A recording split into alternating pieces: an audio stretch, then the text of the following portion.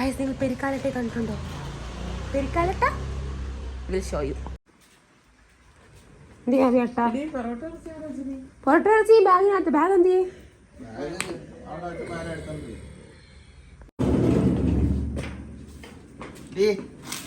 ഇത് കൊള്ളാം കേട്ടോ, നല്ലൊരു എക്സ്പീരിയൻസ്.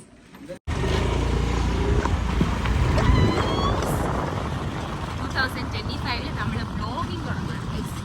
നമ്മൾ നോക്കാം ബ്ലോഗിങ് എങ്ങനെയൊക്കെ.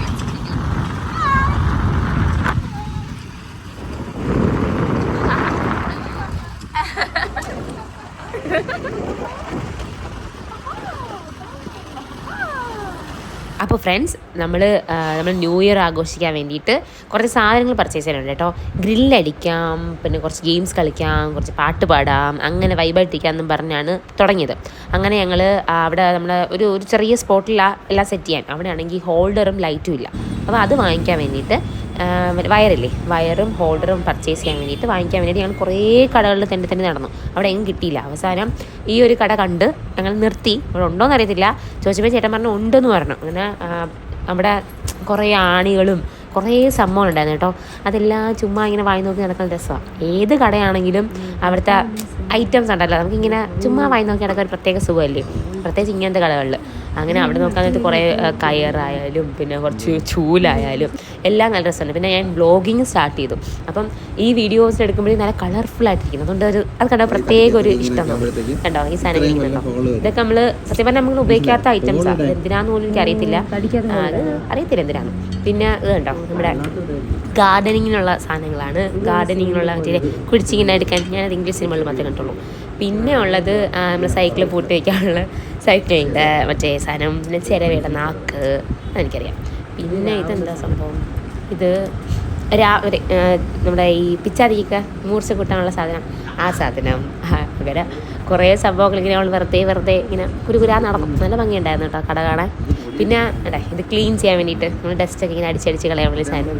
പിന്നെ ഞങ്ങൾ വയർ വാങ്ങിച്ചു. ഇത്ര മീറ്ററൊക്കെ ഇങ്ങനെ അളന്നിട്ട് വാങ്ങിച്ചതാണ്, അത് വാങ്ങിച്ചു. പിന്നെ മറ്റേ ഹോൾഡർ വാങ്ങിച്ചു, അതെല്ലാം വാങ്ങിച്ചു. ഇനി അവിടെ കൊണ്ടുപോയി അത് ഇടണം.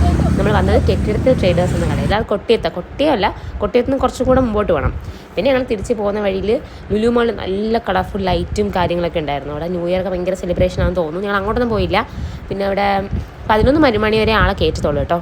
അപ്പം 9 മണിക്ക് രാവിലെ 9 മണി തൊട്ട് നൈറ്റ് 11 വരെ ആളെ കയറ്റത്തുള്ളൂ. നല്ല ലൈറ്റ് വർക്കൊക്കെ, നല്ല ഭംഗിയുണ്ടായിരുന്നു കാണാൻ. ഇതിൽ കാണുന്നതിനേക്കാൾ കുറച്ചും കൂടി ഭംഗിയുണ്ടായിരുന്നു കേട്ടോ കാണാൻ. എന്നിട്ട് പിന്നെ നമ്മളെ കൊട്ടയം കണ്ടോ, പഴയ കൊട്ടയൊന്നുമല്ല. എൻ്റെ റോഡ്, പിന്നെ ഇതുണ്ടോ മേൽപ്പാലം വരുന്ന വഴി, ഇതൊക്കെ നല്ല രസമായിട്ട് കാണാൻ പറ്റുന്നത്. നൈറ്റും കൂടി ആയപ്പോഴത്തേക്കും ഒരു പ്രത്യേക രസമായിരുന്നു കാണാൻ. കണ്ടോ, ഇനി വീട്ടിൽ ചെന്നിട്ട് കുറേ കാര്യങ്ങൾ ചെയ്യാനുണ്ട്. ഗ്രില്ല് സെറ്റ് ചെയ്യണം, ചിക്കനൊക്കെ നമ്മൾ മസാലയൊക്കെ തേച്ച് സെറ്റാക്കി വെച്ചേക്കുക. പിന്നെ എല്ലാവരും വരണം. ഞങ്ങൾ വീട്ടിലോട്ട് പോകുന്ന വഴി കേട്ടോ, ക്യൂ മാളാണ്, നമ്മളെ ഹോളി ക്രോസ് റോഡിലുള്ള ക്യൂ മാൾ. എന്താ അത് നല്ല ഭംഗിയില്ലേ കാണാൻ. നൈറ്റും ഈ ക്രിസ്മസും ന്യൂ ഇയറൊക്കെ ആയതാണെന്ന് തോന്നുന്നു, എല്ലാത്തിനും പ്രത്യേക ഭംഗിയായിരുന്നു. എന്നിട്ട് പിന്നെ ഞങ്ങൾ വീട്ടിലോട്ട് പോകുന്ന വഴിയാണ്.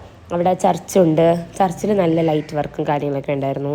പിന്നെ ഇനി നമുക്ക് അവിടെ പോയിട്ട് ഉള്ള പാട്ട് വയ്ക്കണം, പാട്ടിൻ്റെ സ്പീക്കർ എടുത്തുകൊണ്ട് വരണം. പിന്നെ കുറേ അല്ലറ ചില്ലറ വർക്കുകളുണ്ട്, അതെല്ലാം ചെയ്യണം. അപ്പോൾ ഞാൻ ഈ 2025 വ്ളോഗിങ് യൂട്യൂബിൽ ചുമ്മാ എൻ്റെ വീഡിയോസ് എല്ലാം ഇടാമെന്ന് വെച്ചു. അപ്പോൾ ഇനിയും തുടർന്ന് കാണണേ. ടാറ്റാ, ബൈ.